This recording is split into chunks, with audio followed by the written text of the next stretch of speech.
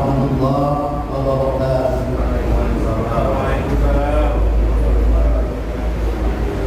Innal hamdalillah usallimu ala rasulillah wa ala alihi wa sahbihi wa man walah. Asyhadu an la ilaha illallah wahdahu la syarika lah wa asyhadu anna Muhammadan abduhu wa rasuluhu la nabiyya ba'dahu. Amma ba'd. Ayyuhal hafidhun, ittaqullaha haqqa tuqatih wa la tamutunna illa wa antum muslimun. Bismillahirrahmanirrahim. Ya ayyuhalladzina amanu ittaqullaha haqqa tuqatih wa la tamutunna illa wa antum muslimun. Shadaqallahul azim. Bapak-bapak, ibu-ibu jemaah yang dirahmati Allah Subhanahu wa taala.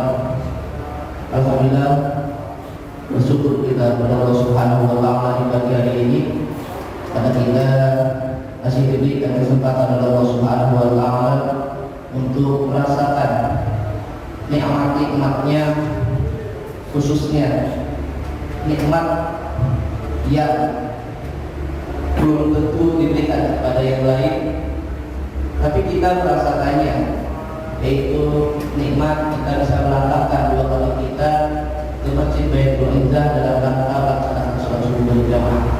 Mudah-mudahan sholat subuh yang kita lakukan diterima oleh Allah Subhanahu wa taala. Salawat beserta salamnya semoga tetap tercurahkan kepada Nabi kita Nabi besar Muhammad sallallahu alaihi wasallam, kepada keluarganya, kepada sahabatnya, dan mudah-mudahan sampai kepada kita selaku umatnya. Insyaallah kita merindukan bertemu dengan beliau nanti di surga nanti. Hadirin jamaah yang dimuliakan oleh Allah Subhanahu wa taala, setiap orang pasti menginginkan amal ibadah itu diterima oleh Allah Subhanahu wa taala. Namun terkadang baik di kota ataupun di kampung itu kritis dalam rangka mencari pembimbing. Mungkin kalau kita yang sudah pernah merasakan pendidikan agama dulu waktu masih muda, baik di pondok pesantren ataupun di sekolah-sekolah diniyah, madrasah diniyah, itu sangat dikhususkan. Mungkin ada guru-gurunya sudah ditentukan ketika kita masuk sekolah diniyah, guru Qur'annya ini, guru fikihnya ini, guru tauhidnya ini, itu sudah ditetapkan oleh pihak sekolah. Begitupun yang masuk pondok pesantren sudah ada bagian-bagiannya dan sudah diseleksi terlebih dahulu guru-gurunya. Namun bagi kita yang tidak punya kesempatan untuk itu, kemudian ingin mempelajari agama, kita wajib mempunyai guru. Karena mari saya bilang, kata Ustaz Abdul Somad, man laisa lahu syai'un fasyaitanu syai'uhu. Barang siapa yang tidak punya guru, apalagi dalam beragama, maka setanlah gurunya. Gitu. Jadi harus ada pembimbing. Nah, inilah yang jadi masalah masyarakat kita itu, kadang-kadang asal-asalan mencari pembimbing, sehingga ilmu yang didapat pun asal-asalan, asal sholatan, asal baca Quran lah. Padahal kita tidak tahu apakah sholat kita itu tersambung atau tidak kepada Rasul. Apakah bacaan Quran itu sesuai dengan standar ulama kita atau belum? Nah, sehingga banyak sekali kekeliruan dalam hal ini. Oleh karenanya penting bagi kita, apalagi yang menginginkan untuk mendalami agama, itu diperlukan pembimbing yang khusus, yang sesuai dengan kriteria yang disebutkan oleh ulama-ulama kita. Nah, pada kesempatan hari ini izinkan saya untuk menyampaikan cara mencari atau memilih guru yang terbaik dalam beragama. Bismillahirrahmanirrahim. Ayat bagi ayat al-a'laman wal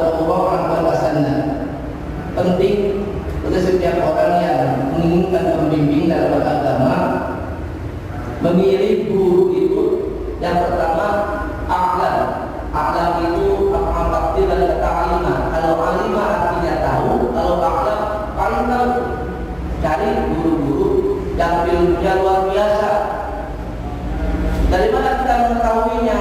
Sebenarnya sangat mudah sekali kalau zaman sekarang ini. Kalau dulu memang agak susah, karena standar a'lam itu susah untuk dilihat, dicari. Kalau sekarang a'lam itu bisa mungkin melalui statusnya, gelarnya, baik S1 bidang pendidikan agama, SPDI mungkin, ini S2-nya di mana, S3-nya di mana, kita tahu dari a'lam ini, karena sudah punya gelar. Atau kita bisa lihat dari pendidikannya. Oh ini mondoknya bisa 10 tahun nih, ini 15 tahun, bisa diperlihatkan dari seperti itu. Jadi kita tahu. Atau kita boleh bertanya kepada orang-orang yang sekiranya ngerti dalam bidang itu. Nanya kepada ustaz, kan orang itu gimana? Bagus atau tidak kalau saya jadikan sebagai pembimbing saya? Oh bagus, silahkan. Kalau katanya yang dulu, kita belum tahu, kita belum teliti dulu. Jangan dulu. Disebutkan di sini nanti Imam Abu Hanifah itu ketika beliau mau mencari seorang guru itu luar biasa, tidak cukup 1 hari 2 hari. Salah saking banyaknya orang pintar, dia pengen mencari yang terbaik di antara yang lain. Karena supaya ilmu yang dia miliki juga ilmu yang terbaik dan bersanad kepada Rasulullah SAW. Satu, cari guru yang paling pintar, yang paling tahu, yang tahu pokok masalah dan bisa memecahkan masalah sesuai dengan tuntunan Rasulullah SAW. Yang kedua, cari al-awra yang paling apik, yang paling apik. Hati-hati baik dalam berperilaku, dalam berpenampilan, dalam makanan, minuman. Itu hati-hati, apik. Tidak pernah melakukan hal-hal yang tidak diperkenankan oleh Allah Subhanahu Wa Taala. Dan kita kadang-kadang suka mau ini, makruh ini, katanya enggak haram. Orang yang apik itu jangan yang haram, yang makruh saja ditinggalkan. Itu Allah namanya apik.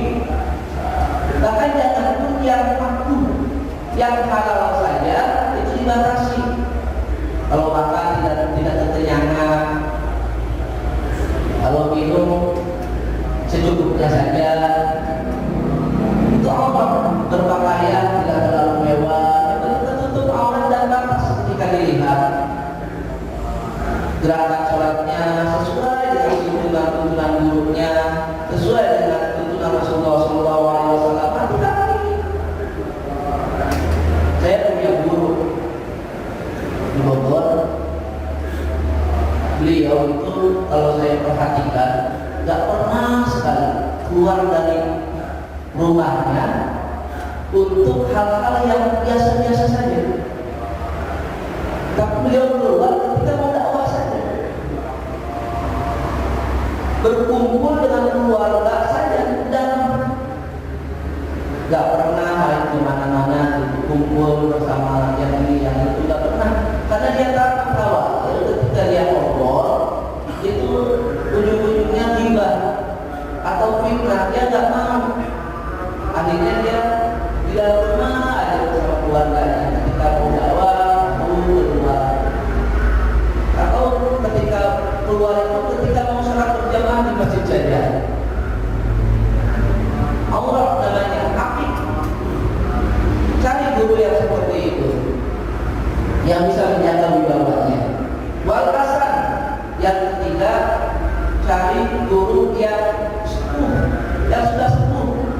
Biasanya kalau orang sudah sepuh, satu banyak pengalamannya, yang kedua sabar dalam mendidik, tidak mudah ngambek. Kan ada kalau yang masih muda-muda, kalau susah nih anaknya atau muridnya diajari suka ngambek kadang-kadang. Sampai ada kata-kata yang kurang enak didengar. Kamu ini makan apa sih, kok susah banget?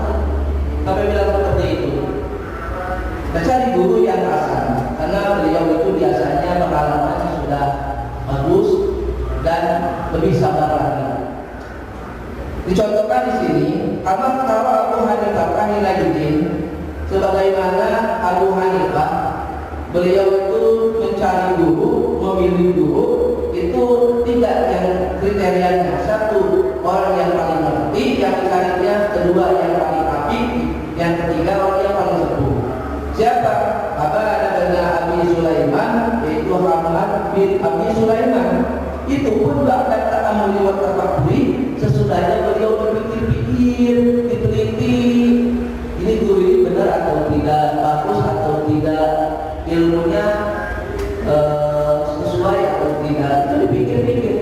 Waqala Abu Hanifah rahimahullahu ta'ala, Abu Hanifah rahimahullahu ta'ala berkata, wajadtuhu syaikhan waquran haliman. Saya mendapati Syekh Hamad bin Abi Sulaiman itu seorang guru waquran yang berwibawa, haliman yang sangat sabar, sangat sabar.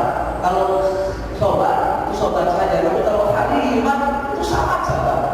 Dia tidak mudah marah, tidak mudah menghakimi. Itu haliman. Waqala, dia berkata, sabar turun Hamad bin Abi Sulaiman, fanabattu. Saya akhirnya memilih Hamad bin Abi Sulaiman, fanabattu. Maka ketika saya berguru kepadanya, bertambahlah ilmu saya. Faqala sami'tu hakiman min hukama Samarqandi qala inna wahidan min talabatil ilmi syawarun fi talabil ilmi. Nah, ini adalah akhlak. Ketika kita mau mencari guru pembimbing, maka musyawarahkan dengan orang-orang yang sekiranya ngerti dalam bidang ini. Tanya ustaz setempat, kita mau mencari pembimbingnya misalnya di luar kampus kita, tanya ustaz setempat, tanya kira-kira saya kemana nih cari guru pembimbing, saya tidak ada rekomendasi nggak? Tanya, nanti ustaz tidak tahu. Sebab ada kata-kata la ya'lamul 'alima illa al-'alim. Tidak ada yang tahu orang alim kecuali orang alim lagi. Kan kadang-kadang kalau kita masyarakat umum yang mungkin keilmuan yang standar di bawah standar itu kadang-kadang melihat orang itu cuma dari luar saja. Beda dengan orang alim, biasanya melihat seseorang itu sesuai dengan standar keilmuan yang dia miliki. Tapi kalau kita itu melihat dari luarnya saja.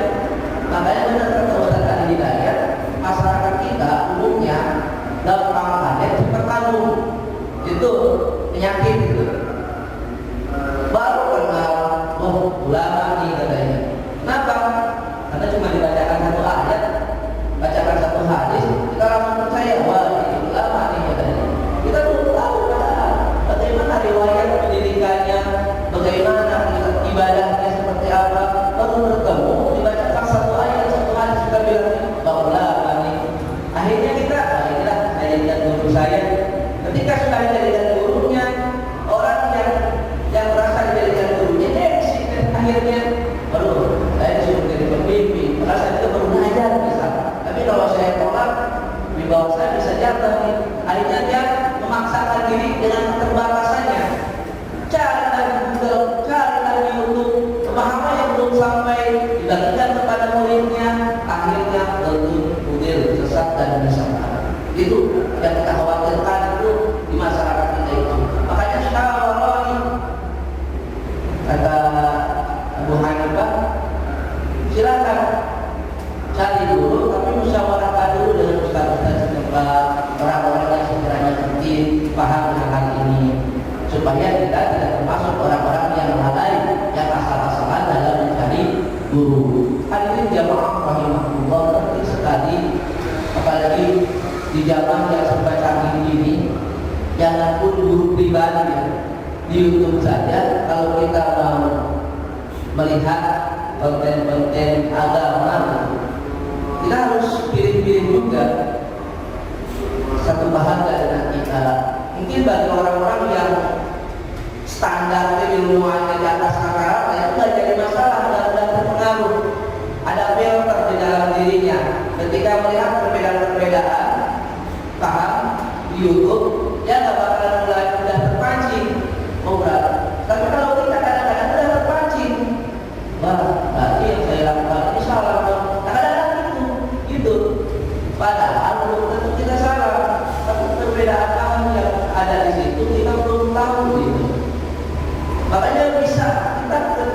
yang itu harus bisa pilih-pilih. Jadi standarnya setelah saya cari itu, bahannya saya cari. Tapi kalau sudah banyak guru, standar kita masih di bawah rata-rata, kadang-kadang terpengaruh. Banyak sekali bapak sama anak jadi berantem gara-gara ibu. Ada banyak, apalagi kamu, Pak. Saya lihat dari YouTube, kalau turun dari dari ruku, dari tidak ke sujud itu tangan keluar.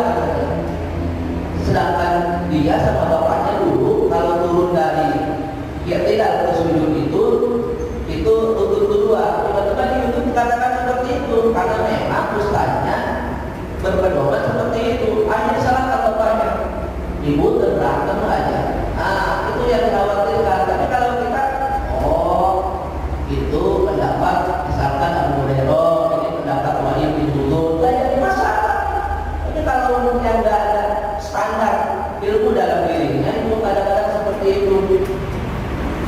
Kadang-kadang ilmu dalam dirinya, maka harus hati-hati juga ketika kita buka konten-konten agama, karena ada yang bermadzhab dengan kita, ada yang tidak bermadzhab dengan kita.